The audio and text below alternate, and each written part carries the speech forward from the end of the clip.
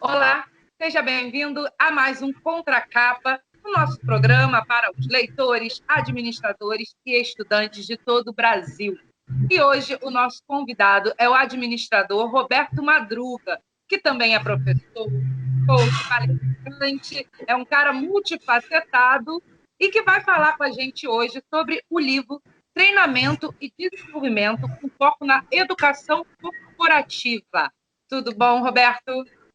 Tudo ótimo. Como é que você vai, Érica? Um abraço para os meus amigos do Conselho Regional, que eu tenho um carinho enorme, e eu faço parte, inclusive, de uma comissão de governança corporativa do Conselho. É um prazer estar contribuindo com todos os associados, com os administradores do Brasil inteiro. Sempre bom, né? Roberto, o livro sobre foco em educação corporativa, que é algo que nos últimos anos tem crescido demais. Fala um pouquinho sobre essa sua obra, de onde você tirou a ideia, porque você é professor há mais de 30 anos, né? Então, fala um pouquinho sobre isso. Olha, então, o livro Treinamento e Desenvolvimento com Foco em Educação Corporativa, ele se tornou, segundo a editora, né, é uma editora importante no Brasil, a editora Saraiva. Ele se tornou hoje a referência no Brasil sobre como implantar, de fato, a educação corporativa, como implantar universidades corporativas, ou então redesenhar os processos de treinamento e desenvolvimento que existem também, né? Porque muitas vezes a empresa, por exemplo, a média empresa, as empresas menores, elas fazem treinamentos, mas elas investem um pouco menos, lógico, por sua capacidade financeira, e as empresas maiores fazem mais treinamentos, né? Acontece que muitas empresas fazem treinamentos inócuos, né, que, de fato, não surtem muito efeito. Porque tudo que eu trato no livro, e é um livro robusto, é um livro de mais de 300 páginas, onde eu apresento toda a metodologia para treinamento e desenvolvimento de equipes, né, desde o diagnóstico até a criação de conteúdo, fábrica de conteúdo, uso de metodologias ativas, EAD, né, o EAD Learning, né, só que a gente está falando do Rapid Learning, o EAD mais simplificado, com mais resultados. A gente fala toda a questão do pós-treinamento, das competências necessárias para o desenvolvimento das pessoas, modalidades de educação corporativa que podem ser ministradas, algumas de alto valor, outras com baixo custo e alto valor. Então, eu trato no livro, de fato, de como implementar o modelo de educação corporativa moderno. Eu fiz a pesquisa dos modelos mais avançados do mundo e trouxe para o livro, para não só em termos de proposição, como proposição, porque eu implanto projetos de educação corporativa diariamente com a minha equipe, né? São 18 anos de consultoria já, e a nossa consultoria Conquiste, como eu falei há pouco tempo, Conquiste com, né, Temudo no final, ela se tornou hoje uma referência nacional em implantação de educação corporativa, de treinamentos estruturados, fábrica de conteúdos, treinamentos presenciais, treinamentos online, redefinição do processo de educação corporativa, redefinição do processo de desenvolvimento de pessoas nas empresas. Porque, como eu falei há pouco, apesar de muitas empresas investirem numa carga horária interessante de treinamento, muitas vezes elas fazem treinamentos que não têm o menor sentido, não fazem sentido para a sua população-alvo, ou agregam um pouco valor, ou mesmo são esquecidos imediatamente. Então, o modelo de educação corporativa ele mudou completamente. Ele é muito focado em resultado, Érica. Precisamos capacitar as pessoas, mas voltadas para o resultado. Tanto é que eu faço uma provocação no livro discutindo o chá, né, o significado de competência, que é o chá. Conhecimento, habilidade e atitude. E aí eu sugiro colocar uma letra a mais no chá, virar o char, com R.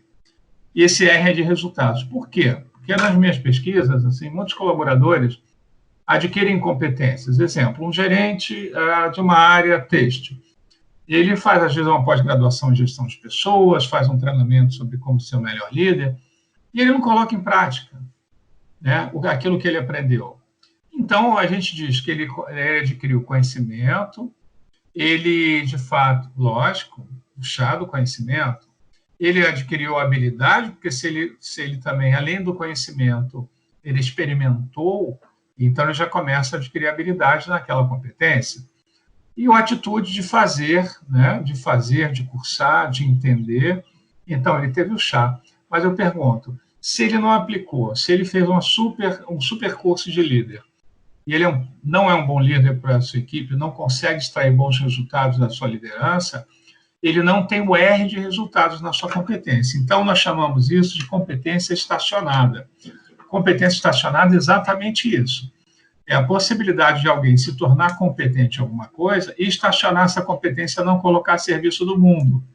O mundo não sabe, o mundo, quando eu falo o mundo mesmo, não tomou conhecimento daquilo que você sabe e não está usufruindo do seu ganho de competência. Portanto, você não investiu, você jogou o dinheiro fora. Então, nas minhas pesquisas, cerca de 60% dos treinamentos realizados pelas empresas brasileiras são treinamentos assim que poderiam ter uma melhoria gigante no seu conteúdo e na sua metodologia e deixam a desejar, né? Muitas vezes as empresas contratam soluções amadoras de treinamento e desenvolvimento.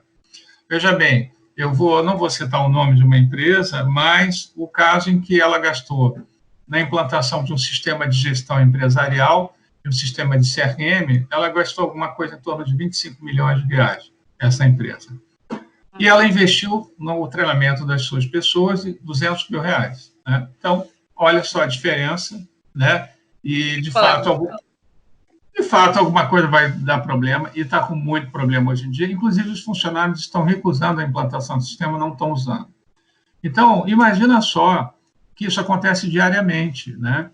E se você quer, hoje em dia, uma empresa com uma cultura organizacional sólida, uma empresa interessante, com um bom potencial de competir no mercado, vai ser importante, então, você desenvolver as pessoas com metodologia segura, trazendo consultores importantes, mesclando com as suas equipes, fazendo com que esse processo de educação corporativa ele influencie na cultura da empresa, no jeito de fazer negócios da empresa, consiga, então, botar o R de resultados nas competências.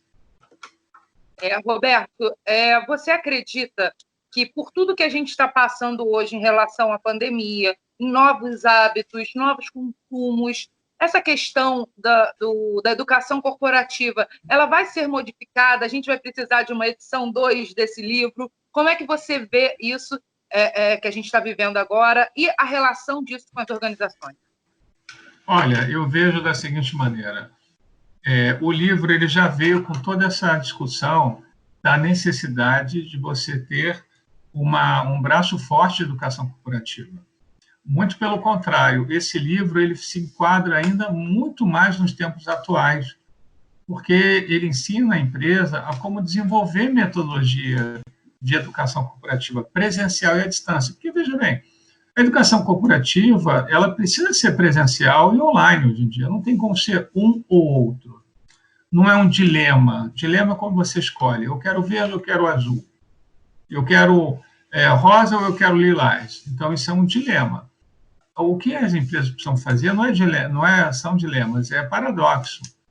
É ser os dois. Precisam os dois. Precisam fazer treinamentos online e treinamentos presenciais. A gente sim, porque é a partir desta modalidade, desta mescla de possibilidades que você, de fato, forma as pessoas. Olha, embora nós estejamos atravessando uma fase que nós chamamos low touch, né?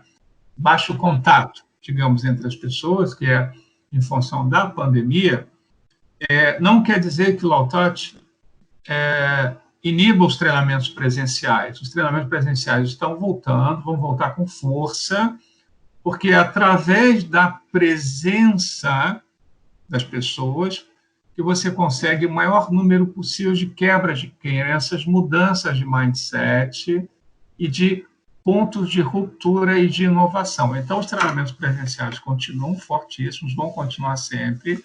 Naturalmente, o momento que a gente está vivendo, estamos aí no mês de junho, o momento que a gente está vivendo é o momento apenas de reduzir o número de pessoas, então, em sala de aula, ter cuidados adicionais, então, com aí a propagação do vírus. Então, essa é a nossa recomendação, realmente reduzir o número de pessoas em sala de aula e voltar, de fato, para os treinamentos presenciais das aulas quando a legislação assim permitir. Roberto, o que você destaca como o principal, o ponto nevrálgico do seu livro, em relação aos líderes, em relação às empresas, como elas podem implementar a metodologia de educação corporativa? O que você considera o ponto nevrálgico? Olha, eu acho que o ponto nevrálgico é o seguinte, é a criação de metodologia, que eu acho que as empresas elas contratam treinamentos ou fazem treinamentos sem uma metodologia, sem uma trilha de desenvolvimento apurada, sabe? Então, as coisas, às vezes, não dão sentido para o encarreiramento ou para o desenvolvimento das pessoas. Então, o capítulo, para você ter uma ideia, o capítulo 5 é dedicado a fazer isso, a todo o planejamento de treinamento, o plano de treinamento, as trilhas, a calendarização, recomendações de fato para que você... porque o planejamento do treinamento é fundamental. Muitas empresas, elas às vezes trabalham de maneira emergencial. Opa, estou precisando de um treinamento aqui que meus líderes não estão bem. Pá, treina, é isso, né? Bom, esse é um modelo muito ruim. Eu até treino, sou muito convidado para isso, mas o que eu recomendo para a empresa é a gente fazer um plano estruturado de treinamento anual. Já fazer um inventário de competências por cargo e saber quais são os cargos que vão ser capacitados, quais as competências a serem capacitadas, e a gente se planejar anualmente, porque, veja bem, assim como o funcionário precisa de incentivos, precisa de remuneração, precisa de líderes, precisa de comunicação, precisa de infraestrutura, ele precisa de desenvolvimento. Então, o desenvolvimento não pode ser um susto. Né? Olha, treina ali. Né? Mas esse é um hábito ainda feio no Brasil, né? De transformar treinamentos em ações emergenciais. Esse é um hábito feio. Outro hábito feio é, muitas vezes, um novo funcionário ele entrar e falar, olha, você vai ser treinado no primeiro mês pelo mais antigo aqui. E aí vira um treinamento na modalidade carrapato. Não, carrapato não é bom, não sabemos se esse funcionário antigo vai ensinar as melhores práticas.